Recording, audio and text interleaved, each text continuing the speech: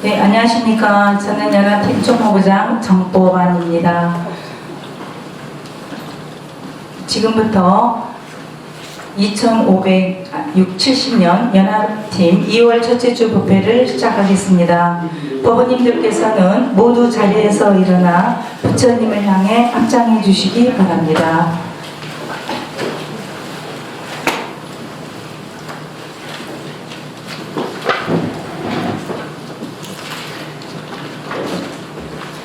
먼저 삼기와 우리말 반야신경을 반주와 목상에 맞춰서 다 함께 봉독하겠습니다. 법요집 12페이지를 참고해 주시기 바랍니다.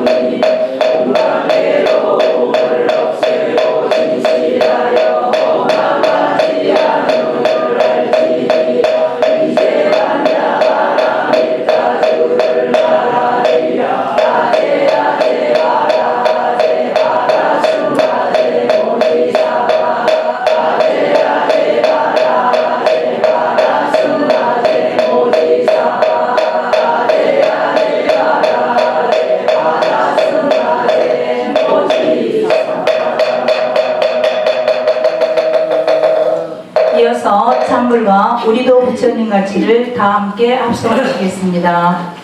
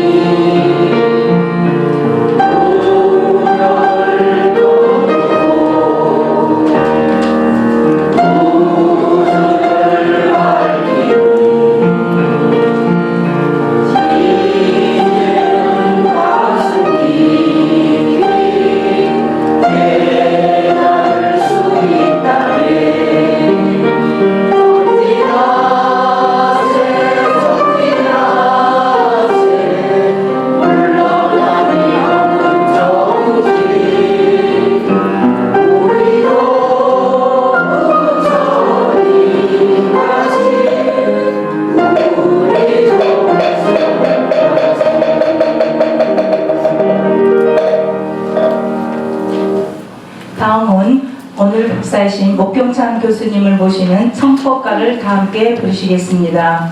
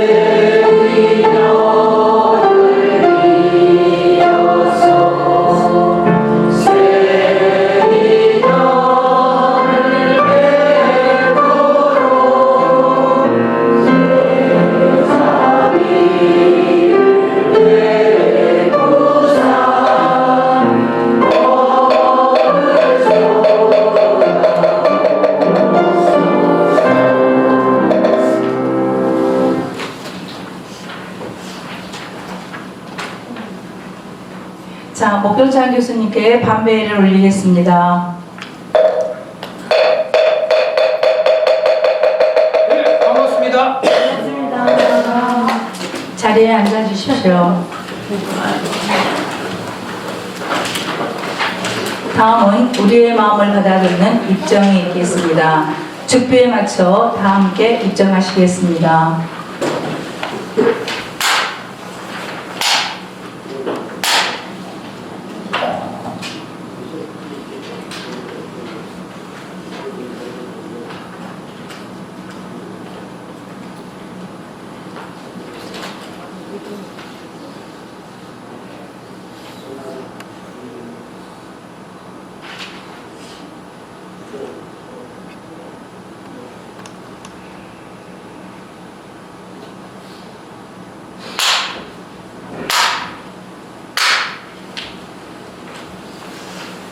네, 반갑습니다. 날씨가 풀린 것 같으면 다시 추워졌어요.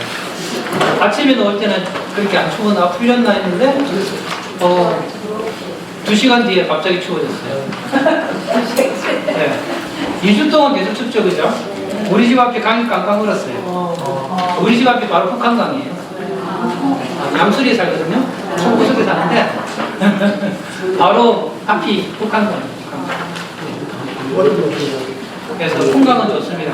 집에서 거실에서 저 수족사가 보이고 있습니다. 있는 데만 오세요. 하여튼 올해는 오더라도 우리 집에 못 들어오고 한 몇 년 정도는 오더라도 우리 집에 자유롭게 들어올 수 있습니다. 올 가을에 리모델링 해갖고 사람들이 오면 편안하게 차 한잔하고 가요. 바로 앞이 강이. 운이 좋았고 전세로 살았는데 또 주인이 두 대 놈이니까 그냥 저렴하게 사고 그 남은 돈으로 이제 리모델링을 해갖고 누구나 오면 편안하게 지낼 수 있게끔 이렇게 할 생각입니다. 네.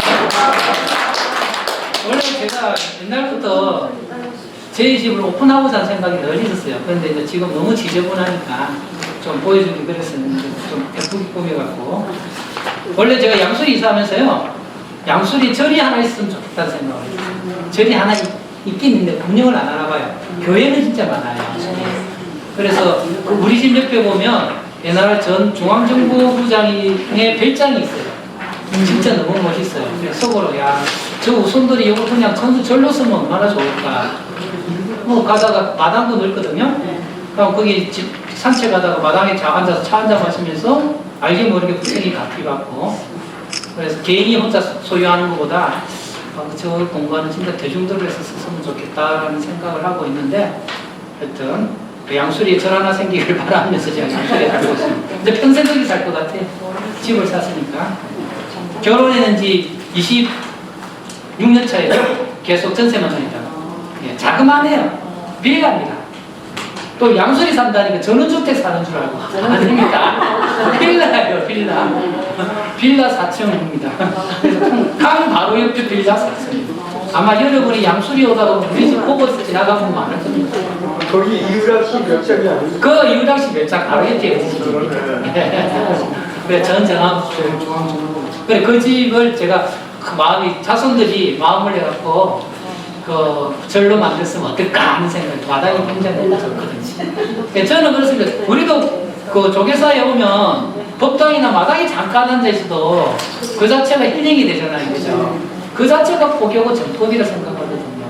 그래서 가끔 그런 생각을 합니다. 예? 네, 그래, 자손들은 또 어떻게 되는지 모르죠. 네, 불교 신자라도 또 재산에 대한 욕심들은 조금씩 갖고 있으니까. 그래서 저는 개인적으로 해서 존경하는 분이 장경호 보사예요. 방금 말씀드렸지만 대원 장경호라고 불교 방송국 그분이 동국제강 회장이었잖아요. 본인이 이제 돈을 기사해갖고 다보 빌딩 만들고 우리나라 최초의 불교대학 대원불교대학 만들고 그랬습니다. 예. 그래서 방송 잘 봤습니다. 그 스님이, 아니 그분이 대원 장경호 의사님이 어떤 고민을 했는가 하면은 그 우리 부처님 제자 중에도 그런 분이 있었거든요. 제가 20억인가 그분이 있었는데 회사감 20억인데 이름이 인도는 기억이 안 나는데 아무리 수행해도 수행이 제대로 안 되는 거야.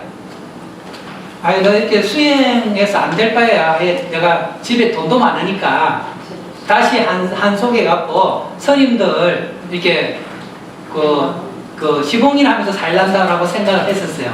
그랬더만 그때 부처님이 딱 그걸 또 마음 다심으로 하시고 부릅니다. 내가 그러면서 그때 놓았던 비유가 그거예요. 그거 가야금의 검은고의 비유입니다. 예, 검은고의 비유 그렇게 놨습니다. 줄을 네가 전생에 출가하기 전에 검은고를 탔다지 검은고 줄을 너무 쪼으면 어떻게 되냐 소리가 안 납니다.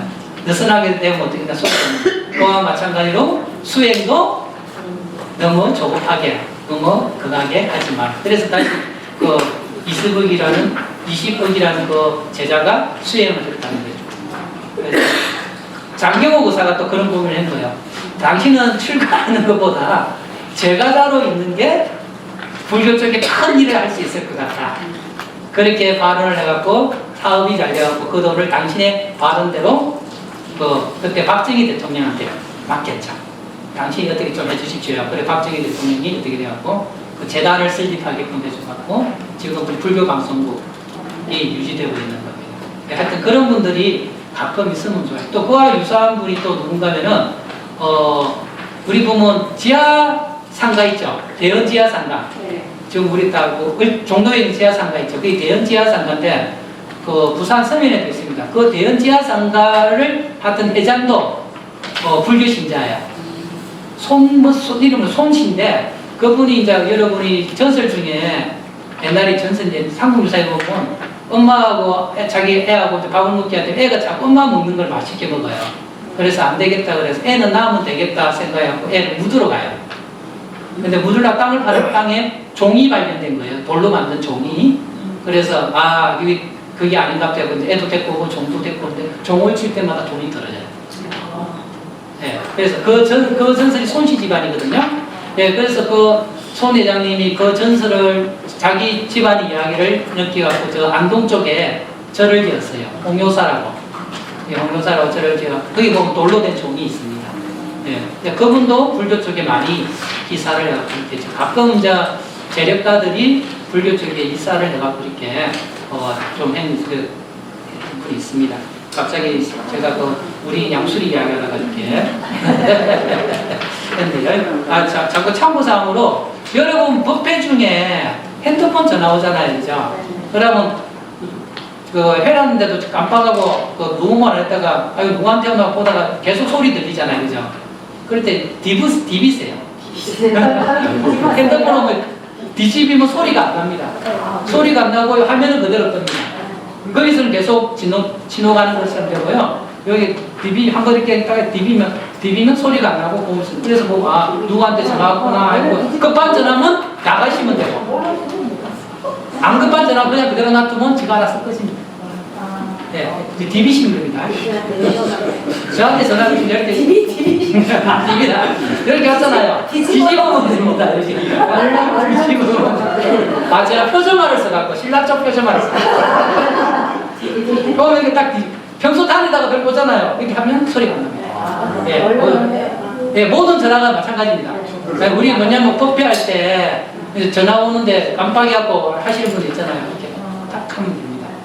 예, 참고사항으로. 저도 몰랐는데 2년 전에 알았어요. 딱 뒤집으면 됩니다. DB라. 그거 있잖아요. 옛날 우리 부산에 수구리. 거기 그 군대 이야기하고 연결해갖고요. 총기 갈로 한다고 수구리 그랬더만은 못 알아들어서 총기만 죽었거든요. 몇 명 살았어요. 그 다음에만 안간면 치러. 숙여라. 수구리 그래. 누가 전쟁 총알이 나니까 자기 동료들 보고 수구리 그랬더니 못 알아듣고 총 맞았어요. 몇 명 살아있잖아요. 아까면 치러. 아까와 똑같이. 그래야 또 죽었다. 그런 우스갯소리가 있습니다. 표준말을 써야 되는데. 보겠습니다. 오늘은 장경각과 대장정 주경입니다. 대장정 주경. 장경각과 대장정 주경. 장경각은 하면 떠오르는 데가 어디입니까? 해인사죠. 해인사. 그러니까 경전을 모시는 들을 장경각 또는 대장전이라고 해요. 대장전이라고 된다고 유명한 데는 좀 보겠지만 예천의 용문사. 예천의 용문사가 또 유명합니다. 그래서 장경각, 그러니까 오늘은 경전과 관련된 이야기입니다. 경전과 관련된 이야기. 여기는 어딘가 하면 합천 해인사 수다라장. 그러니까 장경각은 해인사에 가면요, 장경각이 그 건물이 하나만 있는 게 아니라 총 4개 건물입니다. 미음처럼 앞에 있고 뒤에 있고 양쪽에 있고 그러거든요. 그래서 제일 앞에 있는 게 수다라장이고요, 뒤에 있는 게 법보전이고요, 양쪽에 또 있습니다. 그래서 8만 대장경만 있는 게 아니고 사찰에서 또 경판을 하거든요. 여러분들 알다시피 8만 대장경은 몽골 침입 때 나라 차원에서 만든 경전이고요, 사찰 즉 자체에서 경판을 만들기도 합니다. 요즘 우리 쪽에도 보겠지만 동원사 판전이 있거든요. 동원사에 모시신 그 경판은 사찰 측에서 만든 겁니다. 그래서 우리 8만 대장경만 우리가 고려 대장경만 생각하지 마시고요, 나라에서 이렇게 경판을 만들기도 하고 사찰에서 개인적으로 만들기도 합니다. 네, 그렇게 하는데 해인사에는 고려 대장경만 모셔져 있는 게 아니고 그 사찰에서 만든 경판도 같이 모셔져 있는데요. 여기서 OX 퀴즈. 8만 대장경은 세계 문화유산에 등록되어 있다. OX. O 같으면 제가 문제를 냈겠어요. 문제 당연한 걸 내 문제 낼 리가 없잖아요. X예요. 8만 대장경은 세계 문화유산에 등록되지 않습니다. 정각이에요. 세계 문화유산에 등록된 거는요, 부동산이만 가능해요. 동산은 세계 문화유산에 등록될 수가 없습니다. 그러면 우리 보니까 박물관에 오세요. 박물관 인기 많잖아요. 그죠? 뭐 국립중앙관을 뭐라더라고? 중궁박이라든가? 국중박. 국립중앙관을 줄여서 국중박이라고 그러세요. 사람들 많이 가는. 거기 가면 세계 문화유산 거 많잖아요. 그 세계 문화유산 아니에요. 왜냐하면 동산이라. 움직이는 거는 세계 문화유산에 기록 등록이 안 됩니다. 그래서 여러분이 해인사 가면 해인사 1층문 앞에 큰 돌이 있거든요. 그게 뭐라고 되냐면 세계문화유산 8만 대장경 판전이라고 되어 있습니다. 정각이 등록되어 있습니다. 8만 대장경은 그러니까 거기 세계문화유산에 등록된 게 1994년인가 5년인가 그 정도고요. 그러면 8만 대장경은 뭐로 등록되었느냐? 세계 기록문화유산. 달라요. 기록문화유산. 2007년도인가 등록됐습니다. 우리나라의 왕족실록 있잖아요. 우리나라처럼 그 몇백 년에 걸친 그 왕족에 관련된 궁궐의 내용을 기록하는 게 세계적으로 그게 드물답니다. 그래서 우리나라 그 조선시대 조선실록 있죠. 그것도 세계문화유산으로 기록문화유산으로 등록된 걸로 알고 있습니다. 그러니까 8만 대장 세계문화유산에 등록된 것은 법당이고 부동산만 세계문화유산에 등록됩니다. 세계문화유산에 등록된 것은 법당이고 그 안에 있는 경판은 기록문화유산. 대부분 고려대장경이 세계문화유산에 등록된 걸로 알고 있습니다. 그래서 문제를 이렇게 당연한 건 내지 않겠죠. 눈치가 빠르면 모르면 다. 그래서 하여튼, 그 다음에 미리 말씀드리면, 원래 이 교재를 제 강의가 폴수달이잖아요. 그죠? 3월 달에 하면 딱 여기 됐다 싶었는데, 이제 갑자기 단기하고 10달 했는데, 해인사 장계가면요, 언제 가면 또 좋은 가면요, 춘분과 추분 전후로. 춘분이나 추분, 그래 3월 21일 전후. 그 다음에 9월 21일 전후로 하고 뭔가 하면 그림자 연꽃을 봐요. 그림자 연꽃. 뭔가 하면은 장경각 들어가는 입구에 그 문지방이, 문턱이 이렇게 약간 둥글게 돼 있어요. 이렇게. 둥글게 돼 있습니다. 그리고 그 장경 앞에 기압지붕 여기 돼 있잖아요. 다른 기압지붕보다 좀 약간 크기가 커요. 그래갖고 이 기압지붕하고 여기에 있는 문턱하고 일정한 태양 각도에서 그림자 연꽃이 생겨요. 여기 그림자 연꽃이. 그게 1년 내내 생겨요. 해가 적당한 크기 높이에 떠야 보일 거 아닙니까? 그죠? 여름에 너무 높이 뜨면 그림자가 안 생기고 겨울에는 너무 낮게 뜨면 또 앞에 건물 때문에 안 생기니까 아닙니까? 그러니까 춘분과 추분 무렵에 가면 적당한 그림자 연꽃이 생깁니다. 스님들이 좀 뻥이 심하거든요. 스님들이 약간 가장이 심해요. 가장이 심한데 제가 대학교 때인가요? 대학교 때 또 그때 수련대에 갔을 때 거기 장경각 담당하는 스님이 저한테 말씀을 하신 분이 이제 순례를 할 때 말씀하시는 거예요. 이 장경각에는 그림자 연꽃이 피는데 스님들이 그 그림자 연꽃이 저기 기도 들어간대요.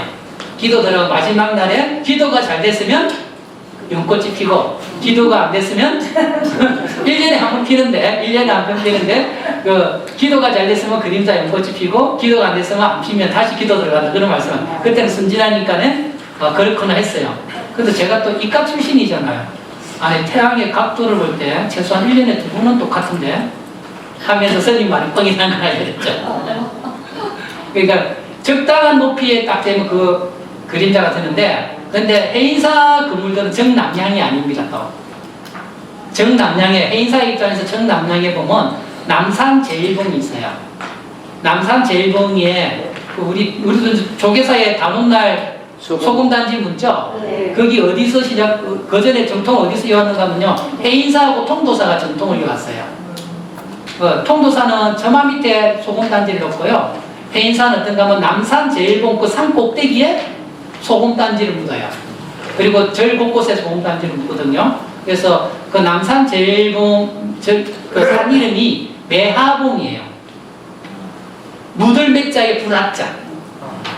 그래갖고 해인사가 불이 많이 났거든요. 그래 불이 많이 난 이유는 그 하기가 많아서 그렇다. 그 남산 제일봉에 하기가 많아서 그렇다 해갖고 매화봉에 소금을 묻고 그 다음에 그 정남향을 보는 게 아니고 매화봉에서 약간 꺾어갖고 북쪽으로 향해 있어요. 예, 모든 건물이 약간 북쪽으로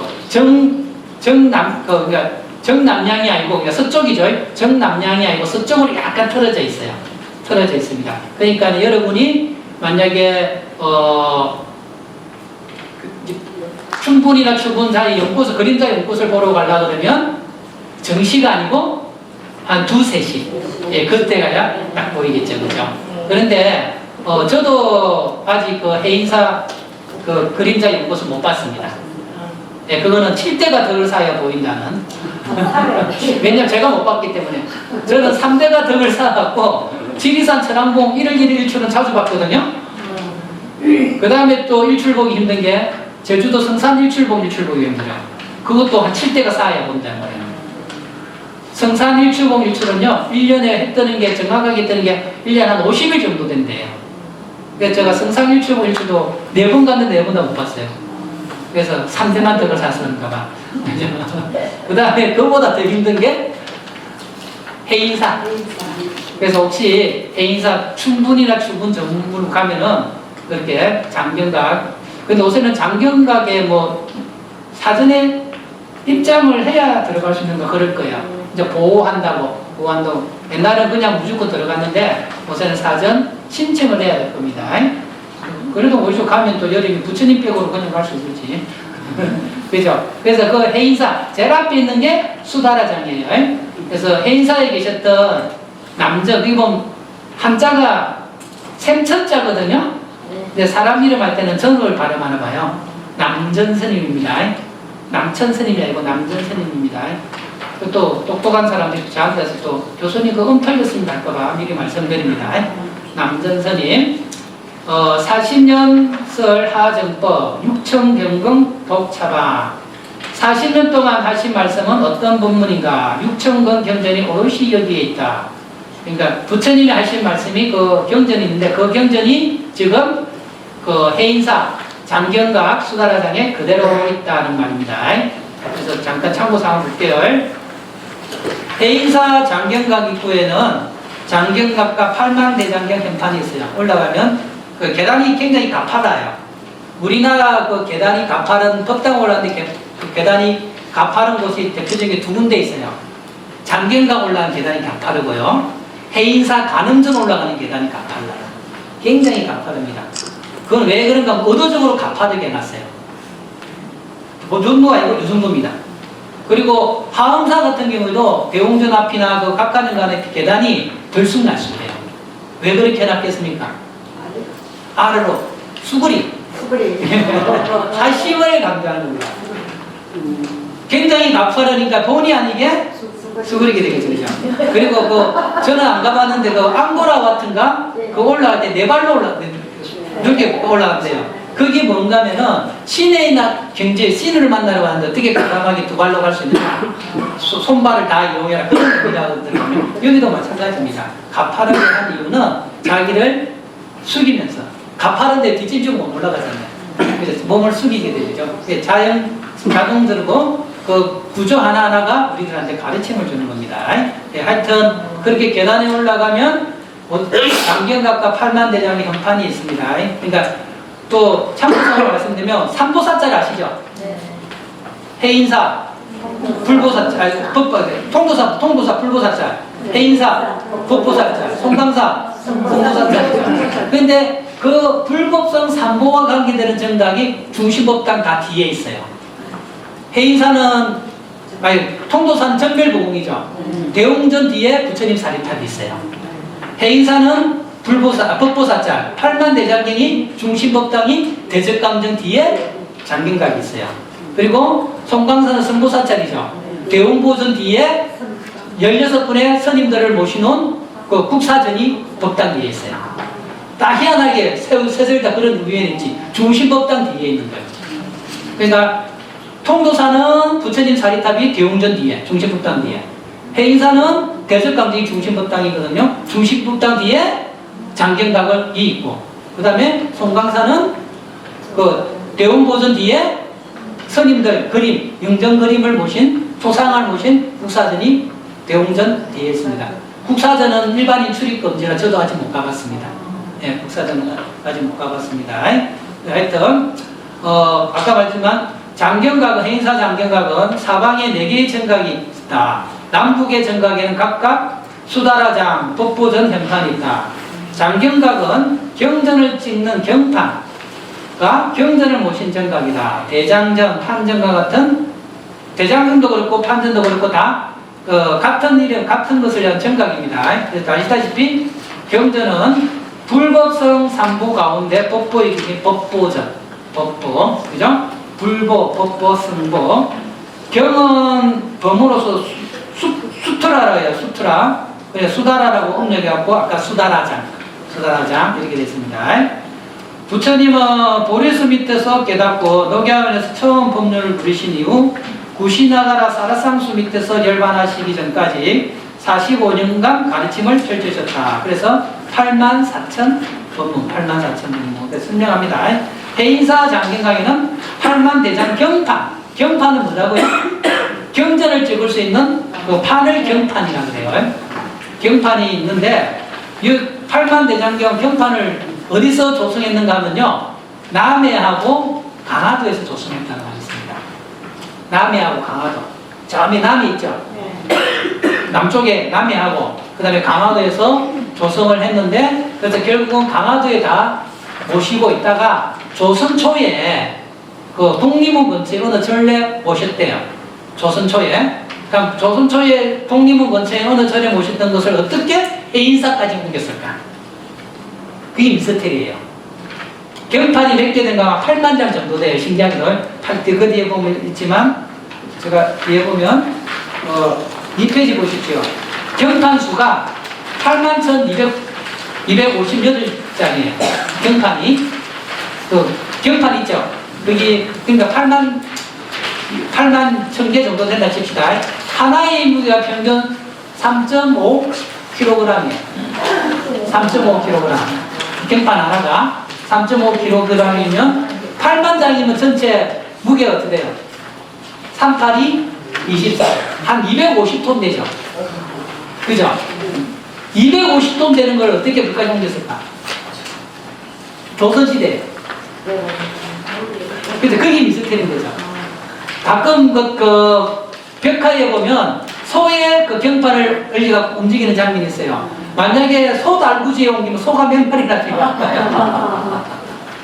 만약에 소 한 마리가 1톤을 싣는다 하더라도 소가 250마리는 필요하겠지, 그죠?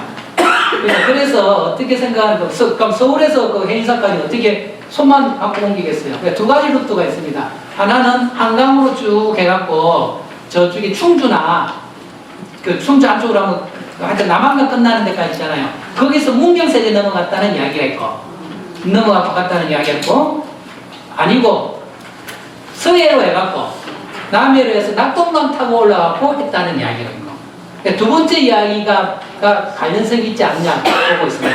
그러니까 내륙으로 통한 게 아니고 바닷도로 해갖고 이렇게 마지막에는 이제 소달구지를 했던 뭐 사람이 이고 했던 그렇게 했습니다. 우리가 보면 아무 생각도 안 하셨을 건데 그 해인사에 있는 그 8만 장의 고려대장 경판이 어떻게 옮겼는가는 미스터리라고. 네, 미스터리입니다. 그래서 그 앞뒤로 조각이 돼 있어요. 앞면만 돼 있는 게 아니고 앞뒤로 조각이 돼 있으니까 경판을 찍으면 16만 장이겠죠. 그죠? 16만 장이겠죠. 그죠? 그래서 하여튼 그렇게 돼 있는 거 참고를 하시고요. 다시 앞에 지우면은 다 아시겠지만 밑에서 5째 줄 해인사 장경강에는 8만 대장 경판이 있다. 대장경이라 그러는데 이거는 경률론 3장. 3장이라는 용어는 이제 아시는데 또 기본적인 모르시는 5분 위해서 말씀을 드리면 3장은 부처님이 말씀하신 것 중에 교리와 관련된 거는 경장이라 그래요. 계율과 관련된 건 율장이라 그래요. 경장과 율장은 부처님이 말씀하신 거예요. 경장과 율장. 다시 한번 우리 반야신경, 아암경, 건강경처럼 이런 거는 교리와 관련된 거죠. 요거는 경장이라고 부르고요. 여러분이 이제 접근하기는 힘든 수 있는데 4분율, 5분율, 뭐 법마경 이런 거는 계율에 관한 내용이거든요. 계율에 관한 것을 정리하는 것은 율장이라 그래요. 경장과 율장은 부처님이 말씀하신 거고요. 부처님이 말씀하신 거에 대해서 부처님이 어떤 것으로 말씀하신 자기 나름대로 이해한 것을 풀이해 놓은 거죠. 부처님의 말씀 풀이해 놓은 것을 논장이라 그래요. 이렇게 생각하시면 됩니다. 경장과 율장은 교과서고요. 논장은 참고서예요. 네, 참고서라 생각하면 됩니다. 부처님이 말씀하신 것을 자기 나름대로 부처님 제자나 후대 스님들이 풀이해 놓은 거예요. 그래서 경율론 3장이라고 그러는데 경율론 3장에 박식하신 분을 3장 법사라고 해요. 3장 법사. 그래서 3장 법사는 보통 명사입니다. 그래서 구마라집 여러분이 독송하는 정강경은 구마라집 스님이거든요. 구마라집 스님이고 여러분이 독송하는 반야신경은 현장 스님이에요. 그래서 구마라집 스님이나 현장 스님 이런 분들을 3장 법사라고 해요. 3장 법사. 3장 법사는 어디에 떠오르죠? 소유리, 손옥이죠. 3장 법사. 한번 말씀드린지 모르지만 옛날에 퀴즈가 좋다 프로그램에 3장 법사 문제가 나왔어요. 그때 10문제 맞추면 2천만 원인가 주거든요. 마지막 문제가 마지막 문제가 서유리에 놓는 3장 법사가 나오는데 3장은 뭘 말할까 했는데 이 사람이 몰랐던 거야. 근데 그때 전화 찬스와 인터넷 찬스가 있었는데 인터넷도 그 당시에 다 오픈 정보가 제대로 없는 상태라 이 사람이 인터넷에 뒤졌는데 안 넣은 거야. 틀렸어. 마지막 2천만 원. 그 사람이 내 친구였으면 누구한테 전화했겠어요? 인터넷 찬스 아니고 전화 찬스였겠죠. 그럼 제가 방송 보고 있다 반팅 됐나 하면 좋다. 그러니까 그 사람들도 저도 봤을 건데 그죠? 그러니까 우리는 일반적으로 아는 용어도 일반 사람은 모를 수도 있어요. 마찬가지로 여기 계신 분도 또 나름대로 불교 공부한 사람은 아는 용어인데 자꾸 기본적인 용어는 피해가다 보니까 모르는 분도 있습니다. 그래서 제가 기본적인 용어도 이렇게 말씀을 드립니다. 제가 한번 말씀드렸잖아요. 제가 고등학교 수업 시간에 과학 과목은 둘로 나누거든요. 앞부분 선생님 다르고 뒷부분 선생님 달라요. 그럼 앞부분 선생님은 요 뒷선생님을 가르쳐줄 거야 하면서 넘어가요. 뒤에 있는 선생님 뭐래요? 앞에서 배웠지 하면 또 안 가르쳐줘요. 그럴 수가 있다니까. 여기 계신 분들도 기본적인 것을 다 배웠죠 하면서 넘어갈 수가 있어. 그래서 평생 불교를 해도 삼장이 뭔지를 몰라. 삼장이 뭔지를 모르는. 그래서 다시 한번 삼장은 부처님 교리에 관련된 말씀은 경장, 계율에 관련된 말씀은 율장. 경장과 율장은 부처님 말씀이고요. 경장과 율장에 대해서 스님 제자들이 그 나름대로 이해한 것을 풀이한 것을 논장, 경률론 삼장, 삼장의 박식한문을 삼장 덕사라 한다. 그렇게 생각을 하시고요. 그 다음에 우리가 8만 이라고 84,000이라고 하는데 명확하게 8만이나 84,000을 말하는 게 아니고 굉장히 많은 숫자를 84,000이라고. 그래서 우리가 108번뇌라 하기도 하고 84,000번뇌라 하기도 하고. 그래서 숫자를 통해서 상징적인 것이지 딱 그 숫자를 말하는 것은 아니다. 그런데 신기하게도 고려대장 경판은 그 판수가 8만 장에 가깝다. 그리고 앞뒤로 판각되었기 때문에 인쇄하면 2배가 되고 책으로 만들면 6,000권 정도. 그래서 6,000권 안에 다 있다는 거죠. 그래서 그런데 아까도 말씀드렸다시피 해인사 장경각의 수다라장이나 북보전에는 8만 대장경 경판이 있고 수다라장 중간 통로위 다락에는 경판으로 찍은 경전이 있어요. 다시 말해 아까 그림자 영국 그림자 생긴다 했죠, 그죠? 그 중앙 통로 위에는 다락에는 경을 찍어놓은 경전이 있습니다. 경전이 여기 가장 중요한 포인트인데 그래서 제가 어제도 회의사가 그 통로를 해주는지 안 해주는지를 잘 모르겠는데요. 안 해주죠. 그건 저는 해줘야 된다고 봐요. 네. 왜 해줘야 된다고 하는가면요. 저는 늘 그렇습니다. 모든 것은 다 세월이 지나면 사라지게 돼요. 그죠? 어느 정도. 그래서 에밀리 종은 쳐야 종이고요. 에밀리 종은 쳐야 종이지. 종 안 치면 종 아니지. 쳐야 종이고요. 1년에 한 번씩이라도 쳤더라고요. 쳐야 종이고요. 해인사건, 아까도 말씀드린 그림자가 생기든, 불교에서 말하는 연꽃은 뭘 상징하는가 하면 일단 극락을 상징해요. 그 다음에 깨달음을 상징합니다. 극락 또는 깨달음을 상징해요. 우리가 극락에 태어날 때 있잖아요. 연꽃 안에서 태어납니다. 여러분은 기억이 안 나시게 되지만 제가 연꽃 안에서 태어났다가 발언을 해고 다시 사바세계에 왔어요. 원생입니다. 연꽃 아래에서 태어나는데 현생에서 착한 일을 하는 사람은 연꽃에서 바로 땅 탄탄하고요. 현생에서 온갖 딴 일 하다가 마지막에 나무함이 타고난 사람은 연꽃 속에 오랜 세월 있다가 나와요. 연꽃 속에 태어나서 연꽃은 극락을 상징하기도 하고요. 부처님이 다 어디에 앉아있죠? 자대가 연화대라 그러죠. 또 깨달음을 상징합니다. 그러면 장경각에 연꽃이 핀다는 것은 연꽃에 지나간다는 것은 뭐예요? 우리가 깨달음의 순간일 수도 있고 연꽃 극락으로 들어간다는 거죠. 극락으로 들어가는데 머리 위에는 뭐가 지나가요? 경전. 본인도 모르게 경전을 한이 봉행한 공덕을 짓게 되는 거죠. 우리 보면 해인사의 그 경판 이혼했던 그 역사를 내갖고 1년에 한 번씩 경판을 머리고 하거든요. 네. 지금 이제 진짜배기 안 하고 이제 만든 걸로 하지만 그게 뭔가 하면 1년에 한 번씩 하는 이유는 바람 씌워주는 거예요.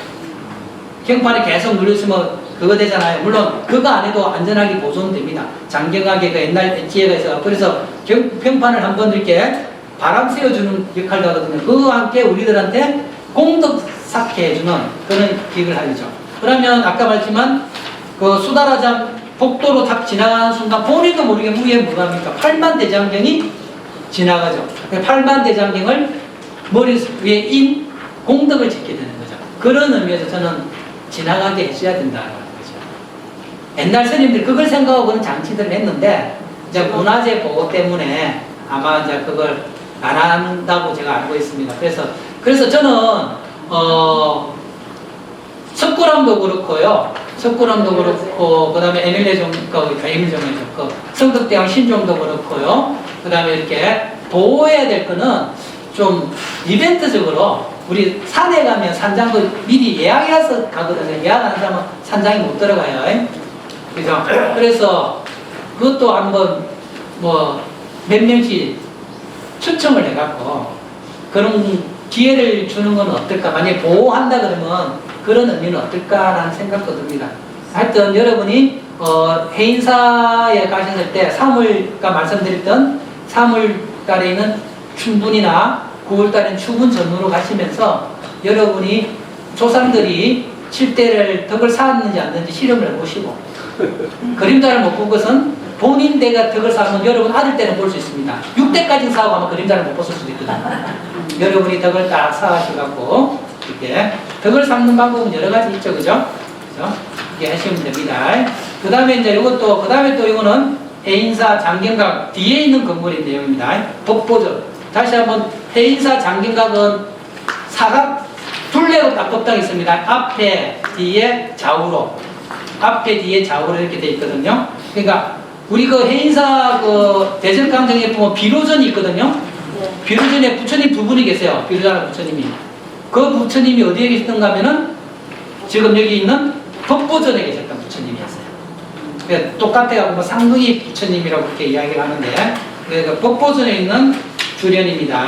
그러면 공각 도량 하처 현금 생사 적시 깨달음의 도량은 어디인가? 지금 생사가 있는 바로 여기다. 그러니까 깨달음의 도량, 깨달음이 어디인가? 저 멀리 있는 게 아니고 바로 여기 생사가 있는 여기가 깨달음의 도량이다 했는데요. 지금 우리 프린트물에는 석두스님이 한 개송으로 되어 있죠. 그런데 제가 여러분이 받았던 책에는 남전스님으로 되어 있을 겁니다. 제 책에는 남전스님으로 되어 있거든요. 원래 책에는. 그래서 저도 이제 이 주련을 책을 쓰기 위해서 여러 자료들을 봤을 거 아닙니까? 모든 자료, 제가 봤던 모든 자료의 거의 대부분이 남전스님 개송이라고 되어 있었어요. 그래서 저도 의심 없이 남전스님이라고 했는데 이 책을 사보신 어느 스님이 저한테 전화를 주신 거예요. 저 경주에 계신 스님이 고맙게도 자기가 알기로는 이 개송은 남전스님이 아니고 송관사에 계셨던 석두스님이라고 알려주시는 거예요. 그래서 그 스님이 그럼 저도 이제 그 스님 말만 들을 수 없잖아요. 자료가 있어야 바꿀 거 아닙니까? 그럼 자료가 있으니까 그러니까 송광사에 연락해 보면 알 거 아니면서 또 송광사에 또 아시는 분을 연락을 전화번호를 연락주는 거예요. 그래서 송광사에 또 연락을 딱 했더만은 거기 계신 분 학예사분이 자료와 책까지 보내주셨어요. 그래 보니까 그 송광사에 석두스님 비문이 있어요. 비문에 이 내용이 나와요. 그러니까 제가 썼죠. 그 뭐 석두스님이 25세 때 겨울 해인사에서 정진하는 중에 해안이 열려갖고 읊은 개성을 남전스님이 글씨를 쓰고 나무에 새긴 거예요. 그러니까 개성의 주인공은 석두스님이 송광사 스님인데 이 스님이 그 20대 때 해인사 와서 수행하다가 태설당에서 수행하다가 해안이 열려갖고 이 개성을 했대요. 공각도량 하청 현금생사 적시. 예. 그래서 그 스님 덕분에 저도 이제 그 2세부터는 바꿔서 나오게 되어 있습니다. 가끔 저도 모든 것을 검토할 수 없잖아요. 그럼 앞에 했던 선배님들의 글을 가지고 뭐 이렇게 글을 쓰는데 가끔 틀림이 있어요. 제가 또 이것도 중요한 건데 우리 법화경에 보면 야간보살이 나와요. 야간보살이 나오는데 야간보살 내용에 보면 아픈 사람을 위해서 그런 내용이 나와요. 그래서 제 앞에 있는 선배님도 약사열의 전신을 야간보살로 받나봐요. 저도 그걸 당연히 갖고 왔는데 야간보살하고 약사보살하고는 다른 분입니다. 그러니까 한 분이 잘못 차고 해갖고 그렇게 한 거를 제가 또 그대로 뺏겨 쓰다 보니까 그런 오타가 됩니다. 그래서 몇 달 전에는 그런 내용에서 제가 인터넷에 제 이름으로 그 야간보살하고 약사보살 검토를 했더만은 그 AI가 그 근거를 제 책으로 근거를 한 거예요. 그러니까 우리 내 카페에 그래서 고쳤어요. 고쳤노 뭐합니까? 그 다음 사람이 다른 사람이 내 책 보고 글을 써버렸네. 그래서 한번 이런 일이 있을 수 있습니다. 한번 한 사람의 착오했던 것이 전해지다 보면 이렇게 잘못 전해질 수 있습니다. 그래서 학자들은 자기가 어떤 사람 걸 인용하면 다시 한번 근거를 확인해야 되는데 저도 100% 그렇게 근거를 찾을 수 없는 상태라서 그렇게 좀 실수를 했습니다. 요 개성도 대부분 보면 남전 스님이라고 되는데 유일하게 제가 검사하다 보니까 우리 뭡니까 무소유의 스님 뭐죠? 법정 스님이 송광사 출신이잖아요. 송광사 법정 스님이 요 개성은 석두 스님이라고 설명한 데가 있어요. 예, 법정 스님과 관련된 거래. 인터넷 검색하다 보니까. 그러니까 대부분 남전 스님 개성으로 알고 있습니다. 그래서 석두 스님. 그러니까 옛날에 몇 년 전만 해도 다 스님들이 10대 때 출가하고 20대 때 한 소식 다 하셨어요. 그죠? 지금은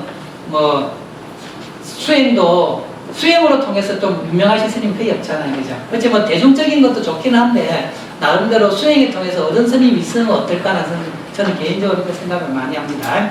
하여튼, 깨달음의 도량은 어디신가? 지금 생사가 있는 바로 여기다.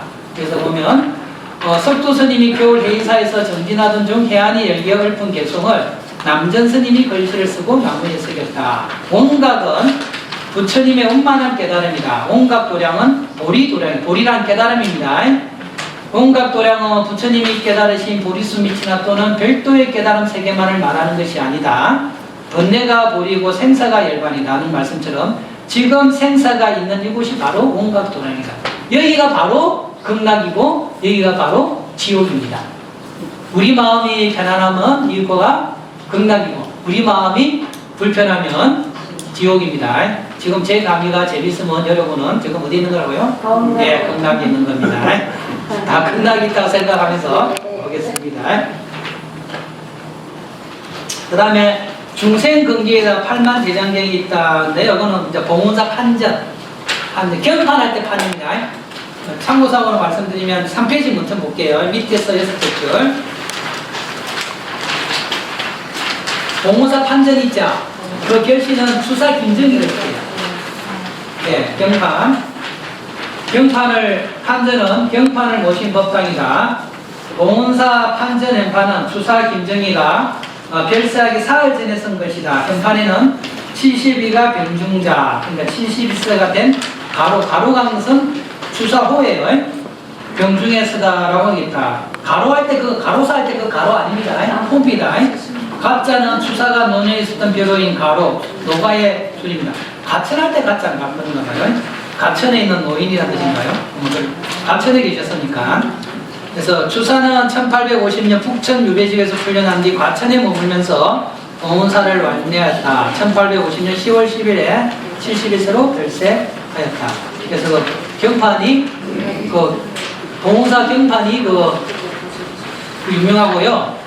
그 다음에 봉운사 경판 안에 부처님 말씀이 있잖아요. 그죠? 그러니까, 봉운사 같은 경우 수험생과 관련된 기도를 판전했어요. 예, 판전해서. 수능 며칠하거나 접수한 사람들끼리 대학 그렇게 하더라고요. 그런 것도 좀 나름대로 알맞는 행사죠.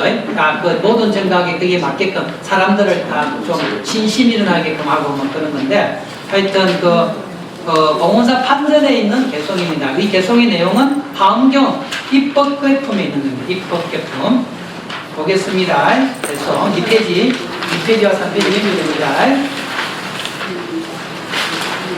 불지강대 동의공 보변일체 중생심 신료세간 제망상 불기종종 이분별 1년식지 3세법 명로일체 중생것 부처님의 지혜는 허공과 같이 크고 넓어 모든 중생 마음에 불구하시고 세간의 모든 망상을 모두 다 알지만 각가지 다른 분별을 일으키지 않으신다.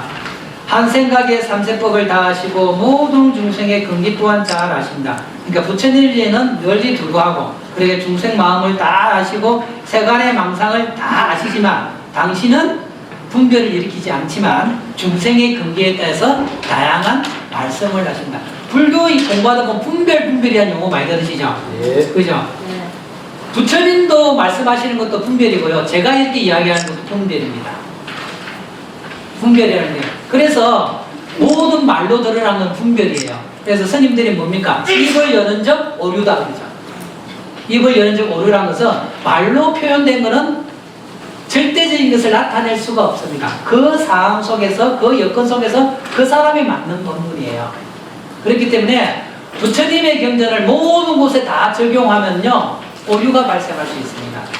오류가 발생할 수 있고요. 그 다음에 또 경전을 분명히 강조하지만 내가 본 경전이지 내가 이해한 것이 부처님 말씀은 아닙니다. 그걸 늘 명심해둬야 돼요. 우리가 경전을 통해서 봤잖아요. 경전을 봤다고 해서 그것이 부처님 말씀이라는 단정을 지으면 안 돼요. 제가 부처님 말씀을 통해서 여러분들한테 말씀을 드리는 거, 이거는 제가 이해한 부처님 말씀이고요. 여기에 똑같은 우리 그 19배 대중들이 제 이야기를 했지만 똑같이 듣지는 않아요. 자기에 맞는 내용을 듣는 거죠. 그래서 어떤 분한테는 진짜 극락으로 다가갈 수 있고 어떤 분들한테는 지옥으로 다가갈 수 있어요. 나한테 딱 맞는 순간은 극락이고 나한테 맞지 않는 순간은 지옥입니다. 그죠? 그래서 모든 사람들이 제 이야기를 똑같이 받아들일 수는 없습니다. 그래서 경전 말씀, 그래서 84,000 법문이 있는 거죠. 그 부처님이 대단한 거는 그 사람에 맞는 맞춤형으로 설법을 해준다는 겁니다. 맞춤형을. 그래서 제가 한번 말씀드렸죠. 요 방송에도 말씀드렸지만 조계사 불교대학이 1999년부터 분위기가 바뀌기 시작을 한 거는 그전에는 동국대 교수님들이 와서 강의를 했었어요. 동국대 교수님이 와서 강의를 하니까 학교식으로 강의를 한 거예요. 그러니까 대중들이 다 벙찌는 거예요. 벙찌는 겁니다. 그래서 좀 소장업자를 불러서 좀 대중과 다가갈 수 있게끔 하자라고 시작한 게 이제 첫 케이스가 백도수 교수예요. 백도수 교수가 와서 강의를 했는데 너무 신심 있게 잘해준 거예요. 그래서 조계사에서 역시 이제 소장업자를 바꿔보자. 그 다음에 케이스가 제 케이스예요. 그래서 제가 2000년대에 들어갔거든요. 그러면서 자신감을 붙어갖고 동국대에 계신 좀 나름대로 유명한 교수님들보다도 숨어있는 소장학자들을 중심으로 강의를 시켰죠. 그런데 이제 학생들이 약간 불만이 있죠. 왜냐하면 듣는 내용은 기억이 안 나지만 누구한테 들었다는 기억이 나잖아요.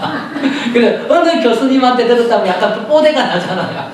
그래서 약간 그런 불만들이 있었는데 그 교육국에서 나름대로 그래도 진심있게 이야기할 분을 찾아서 다가가야 하는데 그 체제가 유지되는 거예요. 그래서 안 그래서 그런 경우가 아니었으면 아마 제가 이렇게 여러분들하고 만날 수도 없을 겁니다. 좀 운이 좋았던 거죠. 하여튼 그렇게 생각을 해요. 그래서 대중의 근기에 따라서 이야기하는 게 참 중요한 겁니다. 저도 여러분 표정 보면서 이야기한다 그러잖아요. 힘들 것 같으면 갑자기 많이 돌리고 우스갯소리 좀 조미료 좀 뿌리고 MSG를 뿌리고 그렇게 해야 돼요. 안 그러면 여러분이 힘듭니다. 그럼 점점 연합부패가 쭈그리들죠. 나는 그나마 인연이 돼서 오는데 남을 데리고 오지를 못해요. 나도 힘든데. 그죠? 누굴 데리고 오겠습니까? 물론 인욕 바람이 간 사람은 계속 할 수 있습니다. 강의 듣는 자체가 인욕 바람일 수 있지 않습니까? 그죠? 듣는 거. 그죠? 하여튼 그래서 보면 중요한 게 그거는 중간에부터 보겠습니다. 중간에 부처님 3페이지 중간. 부처님은 찾았습니까? 부처님은 중생의 근기를 모두 잘 아시기에 그 시대와 중생의 이해와 요구에 따라 다양한 모습, 다양한 말씀으로 중생을 제도하신다. 병에 맞는 약이 필요하듯이 중생의 근기에 맞는 경전 말씀이 필요하다. 중생의 근기가 다양하니 84,000 법문이 있고 8만 대전경이 있다. 만약에 내 이야기만 하려고 그러면 반야신경 하나만 하면 되지. 그죠? 반야신경 통해서 아는 사람도 있지만 다른 이야기도 통한 사람이 있죠. 그러니까 이런 이야기 저런 이야기 합니다. 그러니까 여기서는 있다 그러고 여기서는 없다 그러고 제가 늘 말씀드리지만 여기서는 있다 그러고 여기서는 없다 그러고 어느 장단에 추여되든지 있다고 할 때는 그 사람이 집착이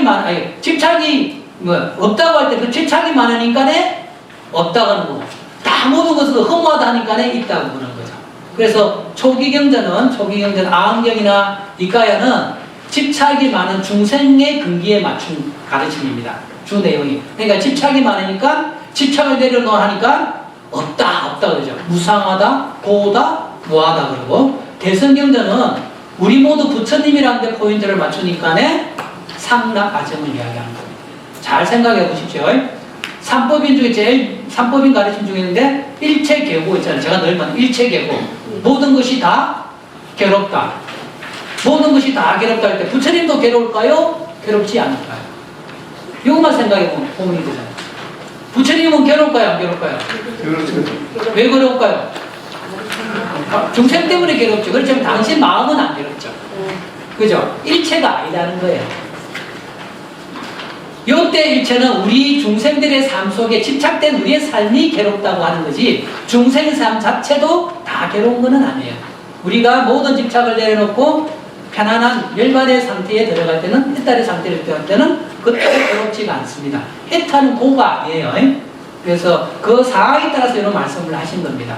그래서 초기 경전은 중생을 중심으로 했던 가르침이 대부분이기 때문에 부정적인 언어가 많다 그러면 대성경전은 중생에 대한 세계를 이야기하지만 부처님의 세계도 이야기하는 부분이 강하기 때문에 좋은 이야기가 맞는 겁니다. 그래서 늘 내가 본 경전이 최고다라는 생각은 내려놓으셔야 돼요. 다시 말해 내가 본 경전이 최고다 손치더라도 그거는 부처님의 말씀이 아니고 내가 이해한 부처님 말씀이에요. 같은 경전이라도 다르게 이해할 수 있습니다. 그러니까 부처님의 열반하시고 나서 100년 뒤에 다양한 부파가 생긴 거죠. 당연히 부파가 생길 수밖에 없습니다. 다양한 종파가 생길 수밖에 없습니다. 안 그러면 다 조계종만 있어야지. 조계종, 천태종 많잖아요. 조계종도 지금 100개가 넘어요.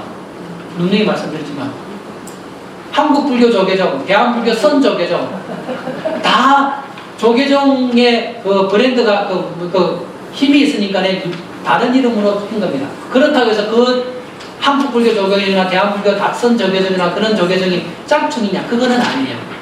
그 나름대로 그 스님들도 부처님 가르침을 전파하겠지만 나는 이런 가르침으로 전파하겠다 하는 거에서 그게 맞는 사람들이 스님들끼리 모여서 종단을 하나 만든 겁니다. 그래서 대한불교 조계종만 진짜이고 나머지는 아니다는 생각은 또 내려놓으세요. 네. 다 부처님법을 위해서 각각 자기 역할을 하시는 것들입니다. 그 다음에 이제 대중에 맞는 곳이 이제 마지막에 예천용문사입니다. 예천용문사. 이거는 대성기 신론에 있는 내용입니다. 좀 어려운 내용이기 때문에 이거는 아까 퉁치고 넘어가고 대천용문사만 말하고 용문사, 예천용문사 대장증만 말하고 강의를 끝나는 걸로 할게요. 했던 보면 모든 재불심심강대의 악언 수순 총지설 해차 공동 여법성 보리일체 중생계 모든 부처님의 매우 깊고 강대한 뜻을 제가 이제 분단에 따라 요약하여 설명하였으니 법성과 같은 이공덕을 행하여 널리 일체 중생을 이렇게 하고자 합니다. 요거 뭔가 하면 대성기신이라는 책이 있는데 옛날 스님들 아까 스님들이 쓰신 책을 뭐라고요? 논장이라고 그러죠. 논장. 옛날 인도 스님들 보면요 그 논장들 보면 앞에는 꼭 앞부분에 부처님에 대한 기경계가 들어가요. 불법성 삼보를 찬단한 내용이 들어가고요. 그 다음에 당신 주장을 쫙 이야기합니다. 그리고 마지막에는 유통문을 들어갑니다. 요런 내용으로서 제가 마무리합니다. 라고 해양합니다. 그러니까 처음에 내를 잘라서 이거를 썼다가 아니고 불보살님 덕분에 이거를 씁니다. 라고 불보살을 찬탄한 내용이 처음에 들어가. 그걸 기경이라고 합니다. 기경계에 들어가고, 그 다음에 당신 주장을 쫙 쓰고 나서, 그 다음에 이 주장이 널리 퍼지기를 권한다면서 해양계를 씁니다. 해양, 우리 끝날 때마다 해양하잖아요. 그죠? 그래서 해양에 보면 해양 삼처가 있는데요. 그거 보겠습니다. 밑에서 넷째 줄, 해양, 다섯째 줄이네. 여섯 줄인가요? 해양은 모든 공덕을 다른 곳으로 돌린다는 뜻이다. 돌릴 내자의 항할 양자. 우리의 오늘도 뭐 법회를 했던 공덕이 있다면 이 법회의 공덕을 어디로 돌릴 것이냐? 세 군데로 돌린다는 겁니다. 그래서 중생, 보리, 실제 어느 스님이 농담하다가 해양삼처 세 군데로 돌리는데 세 군데 철을 뭐로 하면 마누라로 해석하더라고요. 세 군데 세 마누라한테 해양하는 거라고. 해양삼처 철을 장소 첫자가 아니고 마누라 첫자로 해석해갖고 했던 가끔 스님들이 그 아재 개그를 많이 하신 분이 스님들이에요. 말했잖아요. 우리 스님 이동중 스님 늘 이동중에 있는 스님. 우리 그 반야신경 할 때 틀면 반야신경 한글 반야신경 엄청 넣은 분이 그분이 이동중이에요. 포천군 이동면에 사십니다. 그래서 전화하면 이동중이요 그래요. 아직 이해를 못하셨습니까? 그분이 우리나라 그 연불에 손가락 안에 드시는 분이에요. 우리 그 종단에서 만든 표준 그 있잖아요. 소리 노는 거 있잖아요. 연불 소리. 그 하암 스님이라고. 하암 스님 목소리예요. 그분이 그 포천시인가요? 포천군인가요? 포천시 이동면에 사시거든요. 이동면철에 사세요. 그래서 제가 전화하다 되면 이동 중이요 그래요. 이동에 사시는 스님. 늘 이동 중입니다. 그 스님은. 약간 아재 개그 잘하세요. 그 스님 별내용 가면 앉아서 1시간 서서 1시간 앉아서 2시간이에요.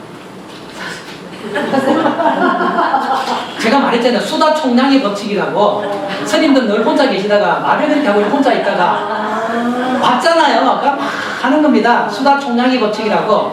그래서 제가 그 스님 모시고는 전에 있을 때 마당에서 이제 어느 순례자가 와서 스님한테 주지 스님 줄 모르고 뭐 물어본 거예요. 그랬더니 스님이 1시간 동안 스님이 이야기하는데 가서 소리를 못하는데 됐습니다. 소리를 못하잖아요.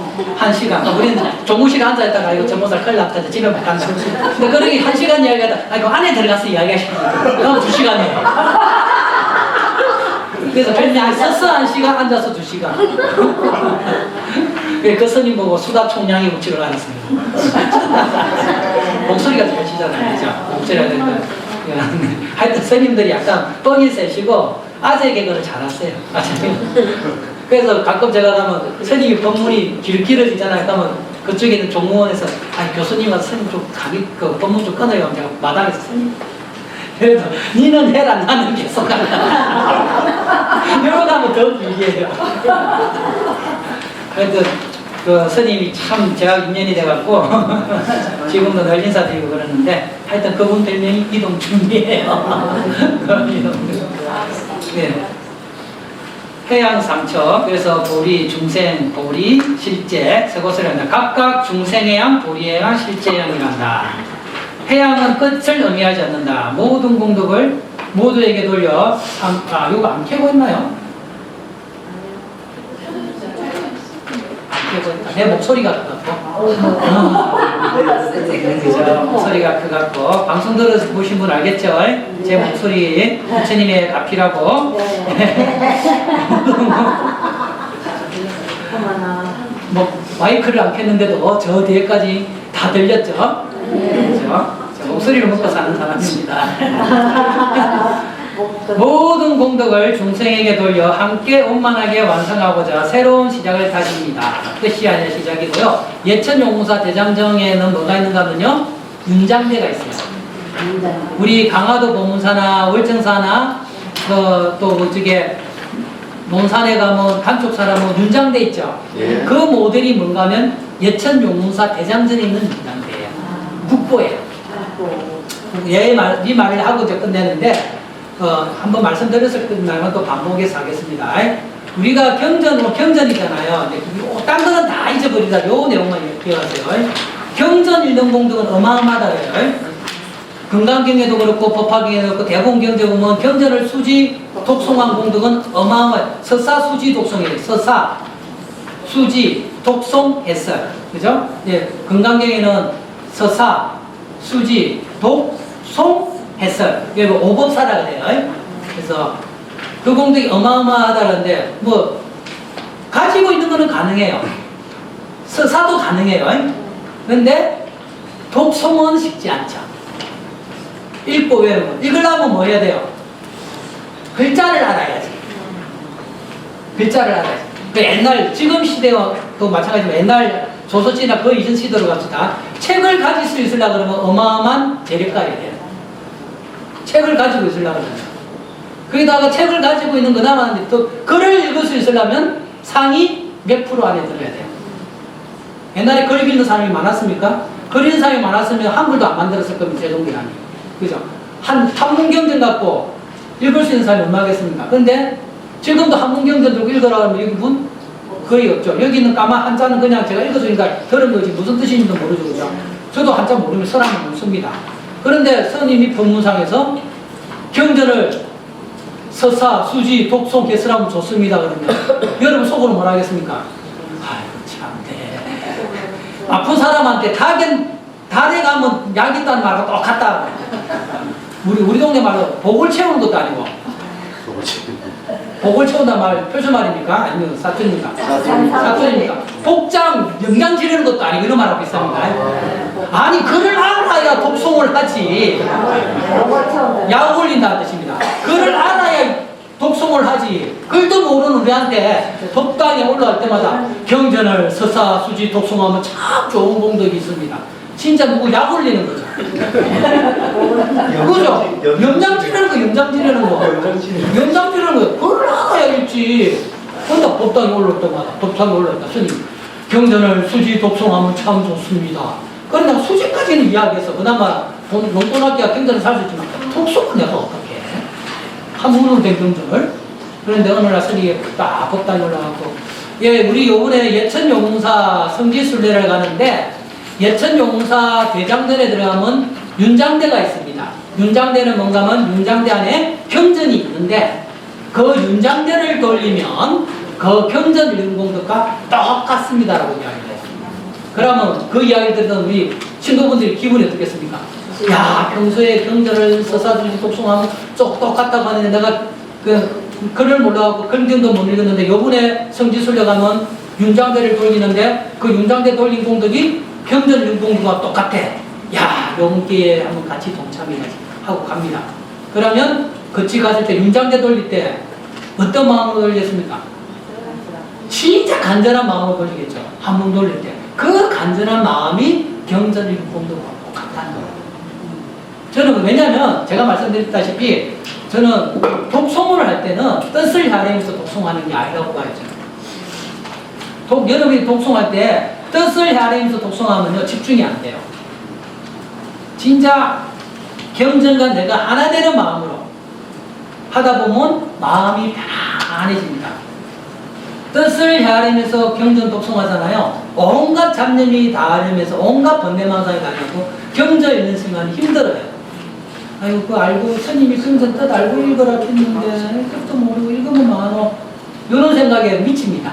그런데 목중장 교수가 말이 맞는지 안 맞는지 모르겠는데 목중장 교수는 그냥 경전과 내가 아무 생각 없이 읽어냈어요. 신묘장고 대단히 나무나 다나다나 나망하려고 어느 기도 낫겠습니까? 독송할 때는 글자가 내가 하나가 되는 마음으로 하면 편안해집니다.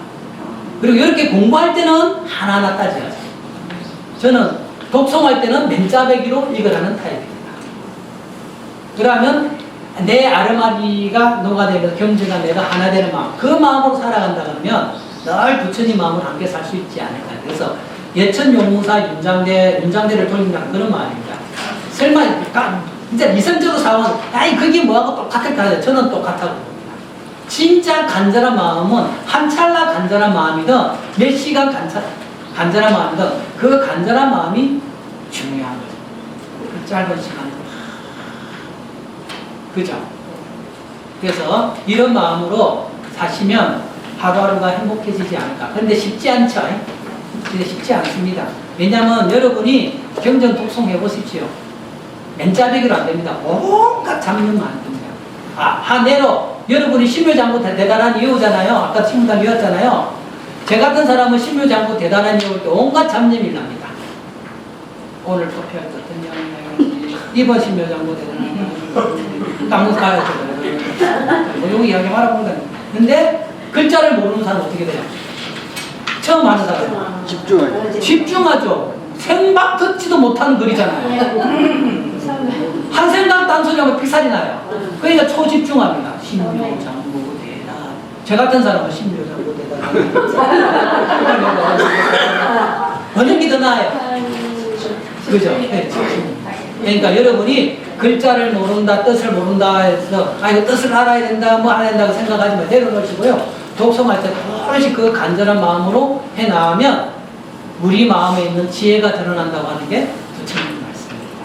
예. 지금으로 끝내야 저도 중생을 헤아릴 수 있는 교수로서 내가 계속 만날 수 있을 것 같고요. 더 길게 하면 더 오해할 것 같습니다. 네, 이것으로 마치겠습니다. 예, 수고하셨습니다.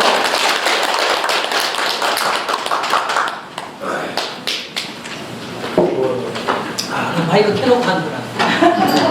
집안 끄다. 마이크가 자, 경제에 대해서 좋은 법문해 주신 우리 목경장 교수님께 큰 박수 한번 보내주십시오. 오늘 발언문은 반야마 보살님, 전필분 보살님께서 낭독해 주시겠습니다. 모두 함께 합장하여 발언해 주시기 바랍니다. 일어서셔서 합장해 주시기 바랍니다.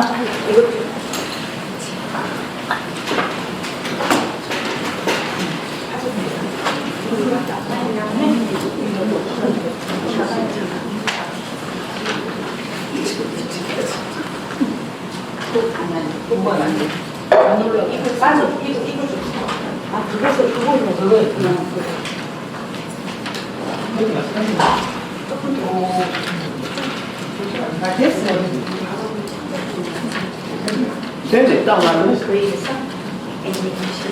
딱 맞네. 됐어.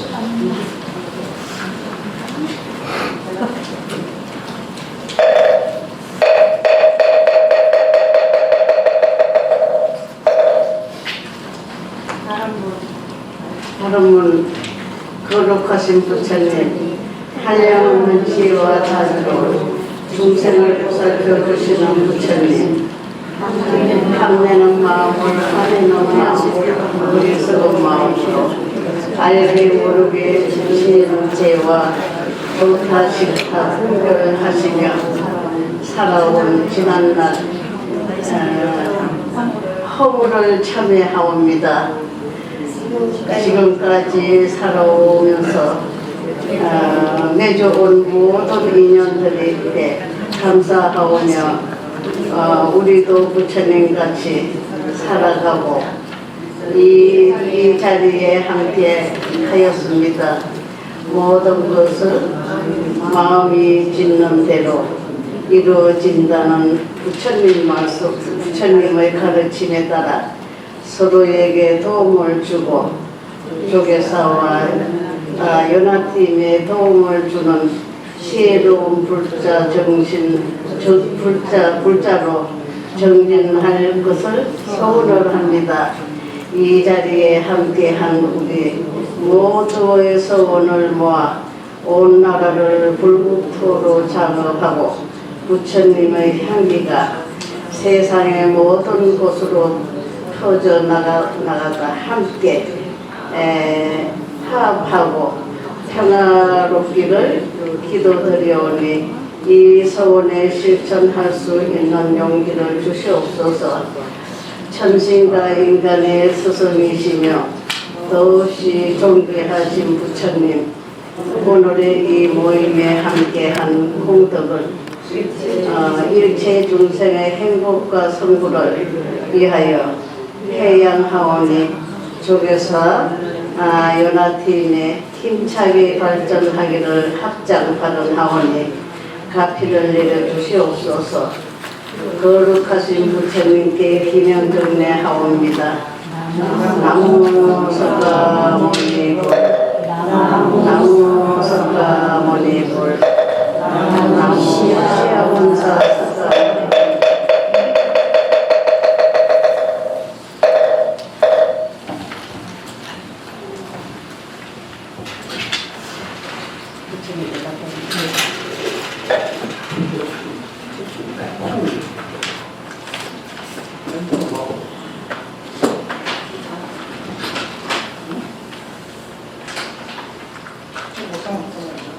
모두 자리에 앉아 주십시오.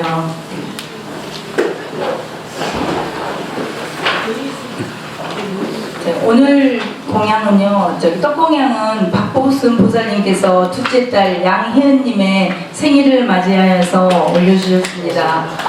그리고 얼마 전에 부모님 상을 당하신 김정숙 보살님 오늘 안 나오셨는데요. 그분께서 또 떡하고 저희 과일공에 올려주시고 지금 발언문하신 보살님께서 무겁게 바카스를 사갖고 오셨어요. 네, 다 감사히 잘 먹겠습니다. 그리고 제가 오늘 큰 실수를 했는데요. 제가 집에서 귤을 2박스를 샀어요. 무겁게 진짜 들고 와서 4층까지 올라가기가 너무 무거워서 안심당 1층에다 2박스를 놓고 4층에 올라가서 갔다 오니까 귤이 없어졌는데요. 나중에 그걸 알고 보니까 제가 잘 몰랐는데 얘는 거기다 놓으면 이 스님들이 드시는 공양 올리는 자리래요. 그래서 오늘 우리가 승고님한테 우리가 승고님한테 귤 2박스를 올렸어요. 저한테 그렇게 부처님께서 큰 복을 짓게끔 해주셨습니다. 여러분들도 못 드시더라도 그게 더 기쁘죠? 네. 죄송합니다. 다음 주에 올리겠습니다.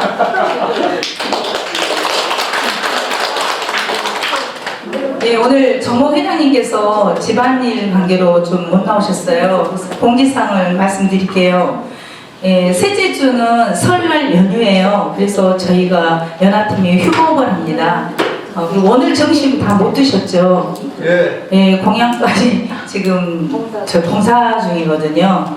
그래서 이제 설거지 기계 같은 걸 놓은데요. 세척기. 그래서 지금 2월 18일까지 2월 18일까지 공양간을 사용을 못하고요. 입춘날은 한다고 지금 들었습니다. 네. 그리고 저희는 그 둘째 주에 만발 봉사를 못해요. 제 쉬니까. 그래서 2월 22일 넷째 주 일요일날 만발 봉사를 저희가 일정이 잡혀 있어요. 제가 나중에 그 카톡에 올리겠지만 22일날 만발 봉사를 할 예정입니다. 자, 이어서 사홍선을 다 함께 합성하시겠습니다. 모두 자리에 일어나 주시기 바랍니다.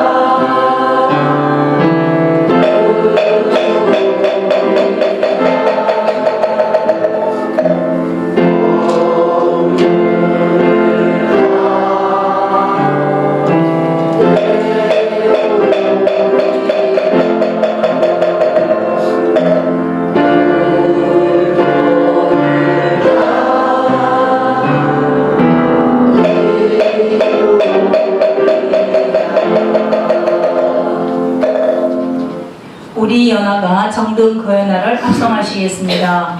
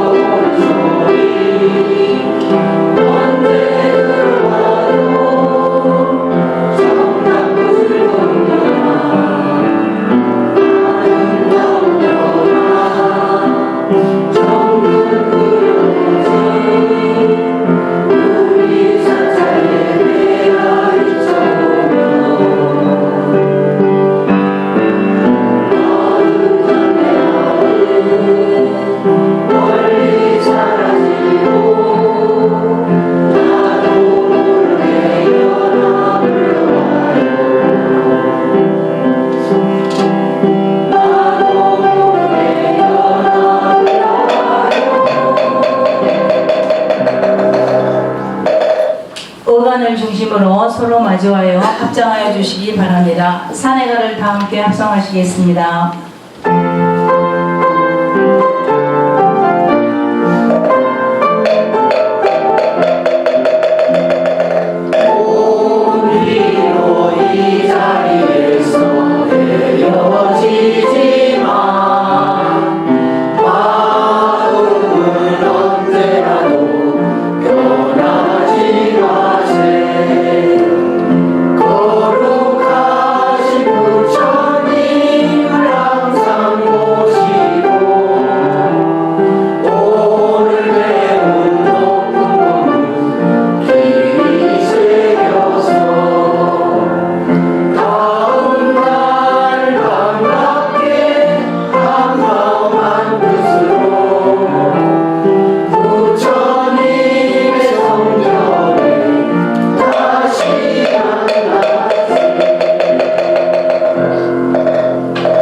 이상으로 불기 2570년 조계사 연합팀 2월 첫째 주 정기법회를 모두 마치겠습니다.